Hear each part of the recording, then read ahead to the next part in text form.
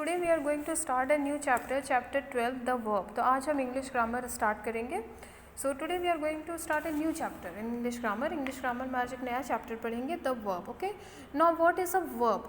Verb means doing word. Verb का मतलब होता है क्रिया, जो आप एक्शन करते हैं, जो आप काम करते हैं उसे कहते हैं क्रिया, यानी कि वर्ब। हिंदी में जिसे क्रिया बोलते हैं, इंग्लिश में उसे वर्ब बोलते हैं। Okay, for example the girl sings sweetly. Okay, लड़की बहुत मीठा गाती है। He spoke very kindly to the girl. The sun rises in the east. They saw the movie last night. Now in these sentences the girl sings, spoke, rises and saw, all these are verbs. Okay, a verb is mainly a doing word. Verb जो है doing word होता है, यानी कि हम जो काम करते हैं, जो एक्शन करते हैं। सपोज इफ़ आई से आई एम रीडिंग, तो यहाँ पे रीडिंग जो है वर्ब हुआ। ओके, इफ़ आई से द स्टूडेंट्स आर राइटिंग, तो यहाँ पे राइटिंग जो है वर्ब हुआ। Okay, suppose the girl is dancing, तो यहाँ पे डांसिंग जो है वर्ब हुआ, हो गया। ठीक है, तो वर्ब मतलब doing word. Okay, it says that someone or something does an action, such a word is also called an action word. जो वर्ब होता है उसे डूइंग वर्ड भी बोलते हैं, उसे एक्शन वर्ड भी बोलते हैं। तो हिंदी में जिसे आप क्रिया कहते हैं, इंग्लिश में उसे वर्ब बोलते हैं। ठीक है, हम जो काम करते हैं, हम जो एक्शन करते हैं, हम जो भी काम करते हैं, वो वर्ब में आता है, वर्ब की कैटेगरी में। अगर आप कोई काम कर रहे हो तो वो हो गया वर्ब। ओके, जैसे कि आप लिख रहे हो तो आप कह सकते हैं आई एम राइटिंग, तो यहाँ पे राइटिंग जो है वर्ब हो गया। ओके, आप कोई लेसन पढ़ रहे हो, आप कहते हैं कि I am reading a lesson, तो यहाँ पे रीडिंग जो है वो वर्ब हो गया। Okay, I am eating my lunch, यहाँ पे ईटिंग जो है वर्ब हो गया। Okay, I am drawing a picture. Okay, तो यहाँ पे ड्राइंग जो है वर्ब हो गया। ओके, सो वर्ब्स मतलब आप जो काम करते हैं, like I am colouring a picture, यहाँ पे कलरिंग वर्ब हो गया। तो आप हम जो काम करते हैं, हम जो एक्शन करते हैं, वो होता है verb. Okay, verbs like be, like am, is, are, was, were, have, has, had are also included in the verbs. They tell us what something or someone or something is or has. तो ये जो helping verbs होते हैं, जैसे कि am, is, are, was, were, have, has, had, ये सभी जो है वर्ब्स होते हैं, इन्हें हेल्पिंग वर्ब्स कहा जाता है। ओके, ये जो हेल्पिंग वर्ब्स होते हैं ये मेन वर्ब्स को सपोर्ट करते हैं। And they say that what something is और हैज़, ये हमें बताता है कि किसी के पास क्या है और वो क्या है, क्या नहीं है। Okay, so basically the helping verbs are also included in the category of verbs. ये जो होता है ना, am, is, are, was, were, have, has, had, ये सभी वर्ड्स जो हैं ये भी वर्ब्स ही होते हैं। ठीक है, for example she is my friend, Mary had a little lamb. Okay, so here is a verb, had is also a verb. Okay, so she is my friend, it expresses state or being. इस हमें ये बताता है कि वो कौन है, वो मेरी फ्रेंड है। then Mary had a little lamb, had express possession, so had हमें ये बताता है कि मेरी के पास कुछ है, तो मेरी के पास क्या है, एक लैम्ब है। okay, so these helping verbs they tell us that what the person is or has. So am, is, are, was, were, have, has, had, all these are also included in the category of verbs. A verb is not always one word, it may often consist of more than one word. जो verb होता है, जो क्रिया होती है, वो ज़रूरी नहीं कि हमेशा एक ही वर्ड का हो। जो वर्ब है वो एक से ज़्यादा वर्ड का भी हो सकता है। Because helping verbs are also included in the category of verbs, क्योंकि जो हेल्पिंग वर्ब्स होते हैं वो भी वर्ब्स की ही कैटेगरी में इंक्लूड किए जाते हैं। इसीलिए वर्ब्स जो है वो एक से ज़्यादा वर्ड्स के हो सकते हैं। For example she is writing a letter, they are quarrelling with each other, तो यहाँ पे इज़ राइटिंग दो वर्ड्स हैं तो दोनों ही वर्ब्स हैं। आर क्वेरलिंग, आर भी वर्ब है, क्वेरलिंग भी वर्ब है, तो दो वर्ब्स हुए। तो हर सेंटेंस में ये ज़रूरी नहीं होता कि जो वर्ब है वो हमेशा एक ही वर्ड का हो, वो एक से ज़्यादा वर्ड्स का भी हो सकता है। क्योंकि जो हेल्पिंग वर्ब्स होते हैं जैसे am, is, are, was, were, have, has, had, ये सभी हेल्पिंग वर्ब्स भी जो है वर्ब्स की कैटेगरी में ही इंक्लूड किए जाते हैं। ठीक है, तो अगर किसी भी सेंटेंस में मेन वर्ब के साथ अगर हेल्पिंग वर्ब्स भी है तो आपको उसे भी वर्ब्स में ही इंक्लूड करना होगा। ठीक है, तो किसी भी सेंटेंस में ये ज़रूरी नहीं है, कंपलसरी नहीं है कि एक ही वर्ब हो, एक से ज़्यादा वर्ब्स भी हो सकते हैं। A verb is a word use to express an action, state और पोजीशन। तो वर्ब हमें ये बताता है कि हम क्या काम कर रहे हैं, हम क्या है, हमारे पास क्या है। तो verb they express about our position, about our being, about our state of action, means what we are doing. Okay, now read the following sentences. I play cricket, she plays football. In both these sentences the subject is in the singular number, but in the first sentence the subject I belongs to the first person. In the second sentence the subject she belongs to the third person. Okay, तो verbs में एक rule है कि verb का जब आप singular form लिखते हैं तो उसमें एस या ई एस ऐड करते हैं, और वर्ब का जब आप प्लूरल फॉर्म लिखते हैं तो उसमें एस या ई एस ऐड नहीं करते। यहाँ पे जो फर्स्ट सेंटेंस है आई प्ले क्रिकेट, ये नंबर में तो सिंगुलर है लेकिन यहाँ पे ये फर्स्ट पर्सन प्रोनाउन है। ठीक है, तो इसके साथ जो वर्ब फॉर्म यूज़ होगा वो प्लूरल वर्ब फॉर्म यूज़ होगा। आई एंड यू, ये बात हमेशा याद रखना, आई और यू ये दोनों प्रोनाउंस जो है स्पेशल प्रोनाउंस होते हैं क्योंकि इनके साथ हमेशा प्लूरल वर्ब ही यूज़ होता है। अंडरस्टूड? ये नंबर में तो सिंगुलर होते हैं लेकिन इनके साथ जो वर्ब फॉर्म यूज़ होता है वो सिंगुलर ही यूज़ होता है। So I and you are called special pronouns because they are singular in number but they take the plural verb.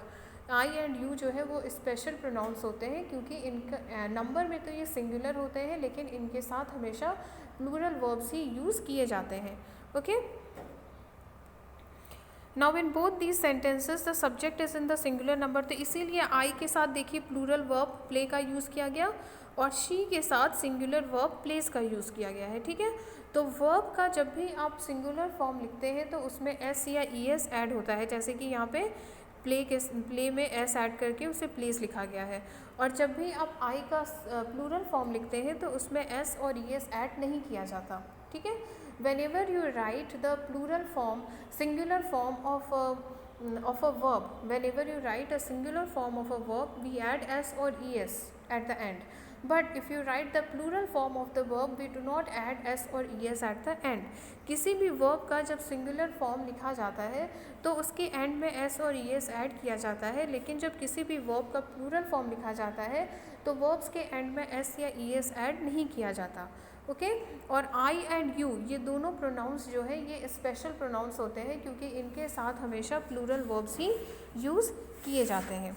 We generally make a singular verb by adding s at the end. For example the boy reads a book. किसी भी verb का जब आपको singular form लिखना होगा तो उसके and में आपको एस ऐड करना होगा। किसी भी वर्ब का सिंगुलर फॉर्म लिखने के लिए उस वर्ब के एंड में आपको एस ऐड करना होगा। We do not add s in the plural verbs. For example boys go to school. किसी भी वर्ब का जब आप प्लूरल फॉर्म लिखेंगे तो उसके एंड में एस ऐड नहीं करेंगे। Okay, I is a special pronoun, it is singular number but it takes a plural verb. I जो होता है वो स्पेशल प्रोनाउन होता है, वो नंबर में तो सिंगुलर होता है लेकिन हम उसमें हमेशा प्लूरल वर्ब का ही यूज़ किया जाता है। अंडरस्टूड? ओके, किसी भी तो वर्ब का जब आप सिंगुलर और प्लूरल फॉर्म लिखेंगे तो आपको ये याद रखना है कि किसी भी वर्ब का जब आप सिंगुलर फॉर्म लिखते हैं तो उसके एंड में एस या ई एस ऐड करना पड़ता है, और किसी भी वर्ब का जब आप प्लूरल फॉर्म लिखते हैं तो उसके एंड में एस या ई एस ऐड नहीं किया जाता। और अगर सब्जेक्ट अगर सिंगुलर होता है तो वर्ब भी सिंगुलर यूज़ होता है, और अगर सब्जेक्ट प्लूरल होता है तो वर्ब भी प्लूरल ही यूज़ होता है। जैसे कि यहाँ पर आप देख सकते हैं द बॉय, तो द बॉय मतलब सिंगुलर एक ही लड़का है, तो जो वर्ब है रीड्स ये भी सिंगुलर ही यूज़ हुआ है। उसी तरह दूसरे सेंटेंस में बॉयज़, तो बॉयज़ जो है प्लूरल है तो इसके साथ जो वर्ब यूज़ किया गया है वो भी प्लूरल है। ठीक है, तो सिंगुलर सब्जेक्ट के साथ सिंगुलर वर्ब फॉर्म यूज़ होता है और प्लूरल सब्जेक्ट के साथ प्लूरल वर्ब फॉर्म ही यूज़ किया जाता है। आई एंड यू जो है ये दोनों स्पेशल प्रोनाउंस होते हैं क्योंकि ये नंबर में तो सिंगुलर होते हैं लेकिन उनके साथ जो वर्ब यूज़ होता है वो प्लूरल वर्ब यूज़ किया जाता है। ठीक है, तो किसी भी वर्ब का जब आप सिंगुलर फॉर्म लिखते हैं तो उसके एंड में एस या ई एस ऐड किया जाता है, और किसी भी वर्ब का जब आप प्लूरल फॉर्म लिखते हैं तो उसके एंड में एस या ई एस ऐड नहीं किया जाता है। अगर सब्जेक्ट अगर सिंगुलर है तो वर्ब भी सिंगुलर होगा, और अगर सब्जेक्ट प्लूरल है तो वर्ब भी प्लूरल ही होगा। ओके, अगर सब्जेक्ट सिंगुलर है तो वर्ब भी सिंगुलर यूज़ होगा, और अगर सब्जेक्ट प्लूरल है तो वर्ब भी प्लूरल यूज़ होगा। जब आप वर्ब का सिंगुलर फॉर्म लिखेंगे तो उसके एंड में एस या ई एस ऐड करेंगे, और जब आप वर्ब का प्लूरल फॉर्म लिखेंगे तो उसके एंड में एस या ई एस ऐड नहीं करेंगे। ओके, किसी भी वर्ब का जब आप सिंगुलर फॉर्म लिखेंगे तो किसी भी वर्ब का सिंगुलर फॉर्म लिखने के लिए वर्ब के एंड में एस या ई एस ऐड किया जाता है। लेकिन अगर किसी भी वर्ब का आपको प्लूरल फॉर्म लिखना है तो वो किसी भी वर्ब का प्लूरल फॉर्म लिखने के लिए उसके एंड में एस या ई एस ऐड नहीं किया जाता। Okay, so you have to remember this, आपको ये याद रखना होगा हमेशा। ओके, सो वर्ब मतलब क्या होता है, हम जो भी काम कर रहे हैं, जो भी हम एक्शन कर रहे हैं वो हमारा वर्ब होता है। और कोई भी वर्ब जो है वो सिर्फ एक ही वर्ड का नहीं होता। वर्ब जो है वो एक से ज़्यादा वर्ड्स के भी हो सकते हैं। जो हेल्पिंग वर्ब्स होते हैं जैसे am, is, are, was, were, have, has, had, ये सभी भी वर्ब्स के कैटेगरी में ही आते हैं। तो किसी भी सेंटेंस में एक से ज़्यादा वर्ब्स भी हो सकते हैं। ठीक है, जो सिंगुलर वर्ब होता है उसके एंड में आपको किसी भी वर्ब का जब आपको सिंगुलर फॉर्म लिखना होता है तो उसके एंड में आपको एस या ई एस ऐड करना पड़ता है। और किसी भी वर्ब का अगर आपको प्लूरल फॉर्म लिखना है तो उसके एंड में एस या ई एस ऐड नहीं किया जाता। अगर सब्जेक्ट सिंगुलर है तो वर्ब भी सिंगुलर ही यूज़ होगा, और अगर सब्जेक्ट प्लूरल है तो फिर वर्ब का प्लूरल फॉर्म ही यूज़ होगा। ओके, अगर सब्जेक्ट सिंगुलर है तो फिर वर्ब का सिंगुलर फॉर्म यूज़ होगा, और अगर सब्जेक्ट प्लूरल है तो फिर जो है वर्ब का प्लूरल फॉर्म ही यूज़ होगा। जैसे यहाँ पर द बॉय, तो यहाँ पे द बॉय जो है वो सिंगुलर है, द बॉय मतलब एक ही लड़का है, तो यहाँ पे वर्ब जो है उसका वर्ब का सिंगुलर फॉर्म ही यूज़ होगा, यानी कि रीड्स जो है वो सिंगुलर वर्ब फॉर्म है।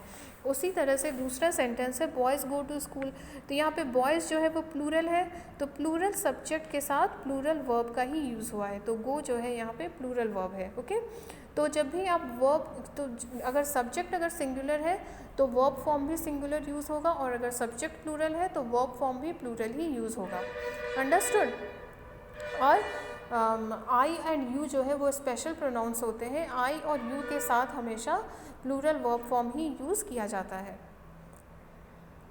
I and you, they are called special pronouns because they are singular in number but they take plural verb. I and you जो है वो special pronouns होते हैं, वो नंबर में तो सिंगुलर होते हैं लेकिन उनके साथ जो वर्ब यूज़ होता है वो हमेशा प्लूरल वर्ब फॉर्म ही यूज़ किया जाता है।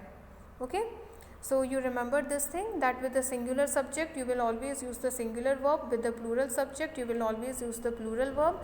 If you want to form the if you want to write the singular form of the verb you have to add s or es at the end of the verb, and if you want to write the plural form of the verb you will not add s or es at the end of the verb. Okay, I and you is a special pronoun, they are singular in number but they always take a plural verb. Okay, if the subject is singular then the verb form to be used should also be singular. If the subject is plural then the verb form should be used will also be plural.